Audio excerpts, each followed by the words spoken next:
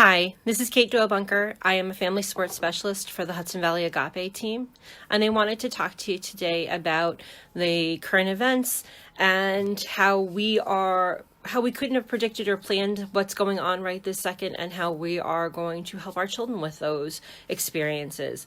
Right now, our children can feel really lost, out of sorts, out of controls, which leaves us as the adults in their lives to help them regulate and get their feelings kind of in order, which is not easy when we ourselves don't necessarily feel regulated. Our lives are disrupted. We're not really sure what the next day is going to bring or how we're going to be doing things. And that's not easy when we're then having to help our little people with things. One of the ways that we can do this is with PACE. If you are a person who's worked with the Agape team before, you might be familiar with our magnets. PACE, which talks about being playful, accepting, curious, and empathetic. During this time, those skills are even more necessary. So when we have our children and we've had trouble getting to the grocery store, had trouble getting things delivered, and maybe we turn lack of their favorite foods into chopped junior. This is what we have, so let's see what we can make with what we have.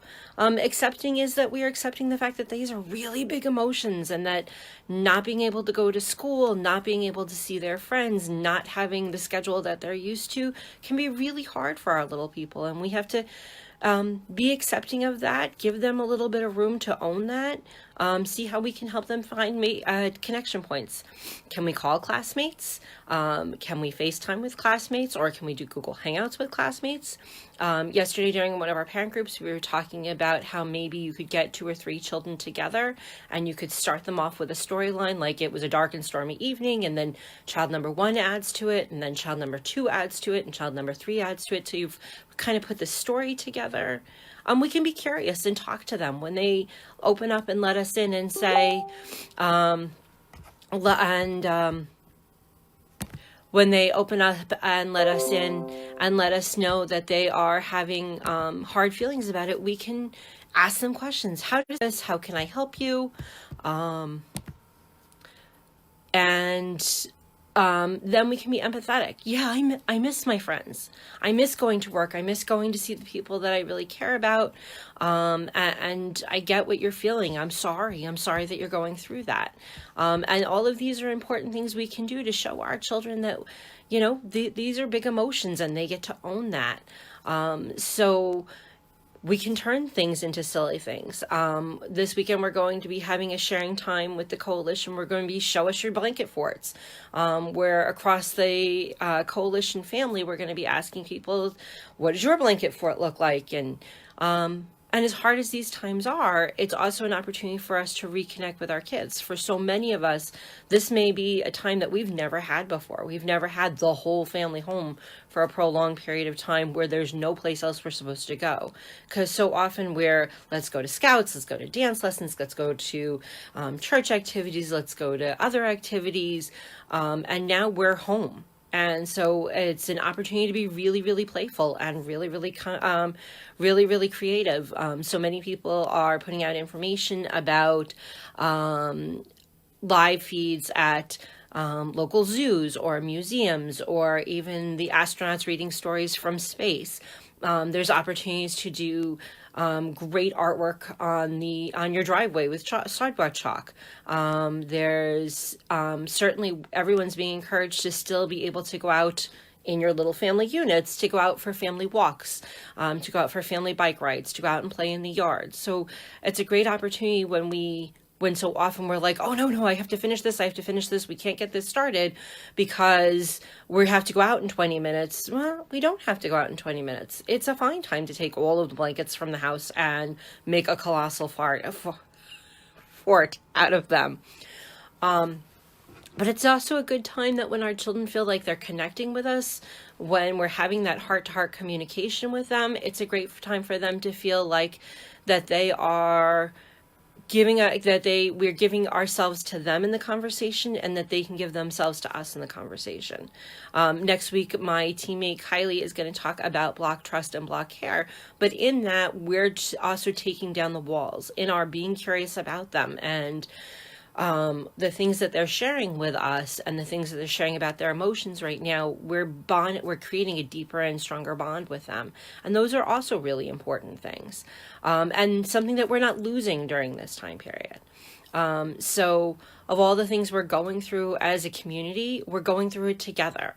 And probably one of the best things that we're finding is, as that we're going through it together, that people are giving of themselves over and over again, from being able to watch museums' digital collections, to having epic movie nights with your family, to reading great books, to rediscovering family game night. And sometimes it's not the objects we have in our house, but the creative ways we put them together. We as a community, we're under a lot of pressure right this second, and it can be a little overwhelming, and that self-containing inwards can be hard, and our kids are going to show that too, because they're reading what we're giving off, they're getting from the media, they have their own feelings, of isolation. So when we're empathetic to, it's not just my life that's being put on hold and the things I wanted to do and the things I wanted to accomplish, but our kids, the play dates that they're not having, the scouting outings that they're not having, all of the things that they're missing. If we're empathetic to their feelings on it, it's much easier for us to work together. And that's an important part of this.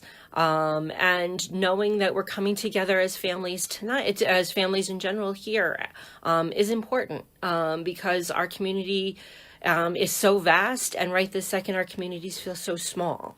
And I'm glad that we're here together working this out. So if we're being playful, if we're accepting what our kids are telling us, and accepting the fact that things are going to be bumpy for a little bit, and that's okay. It's okay that they're bumpy for a little bit. As I spoke to parents last night, we talked about how we need to be gentle on ourselves.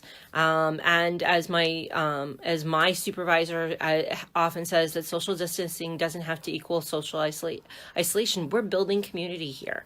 And in that, we're taking things at a gentler pace. We're taking the time to be funny with each other. We're taking the time to make each other laugh. We're checking in on each other.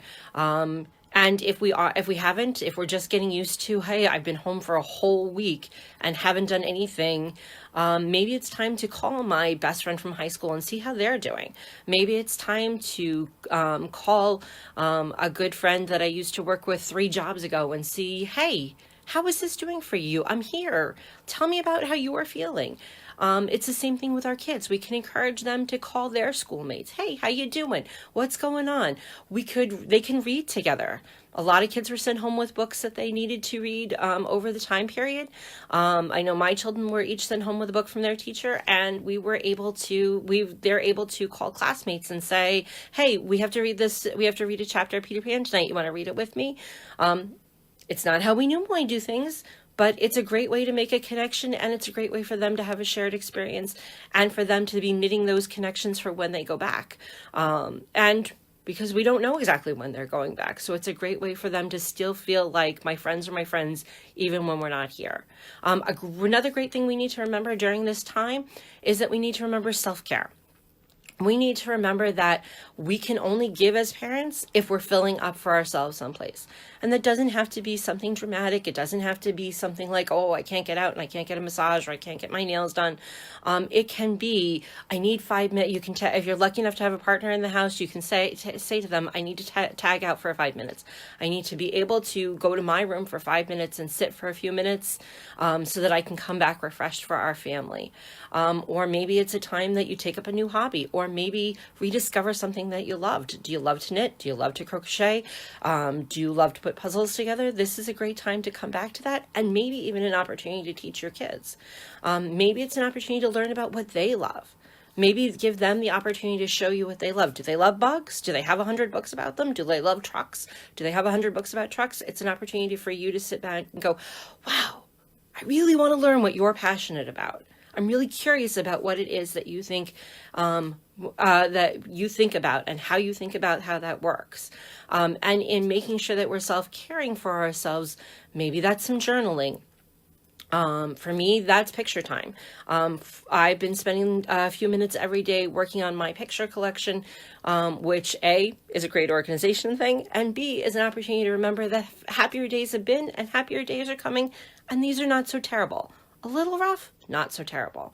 But it has given my kids an opportunity to come in, remember experiences that we've had, to think of people that we miss. Also another opportunity to connect with somebody. Hey, I was going through my pictures. I found this of you, wanted to send it off to you. So that's my little sharing for today.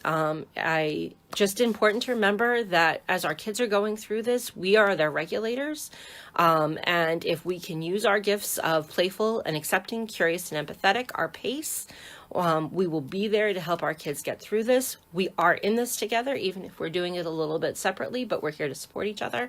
I'd love for you to come back next Friday at noon to see my teammate Kylie as she talks about block care and block trust. And RSVP to us tonight. We're going to have a 3-minute dance party on our virtual parent group. Have a great day. Thank you so much.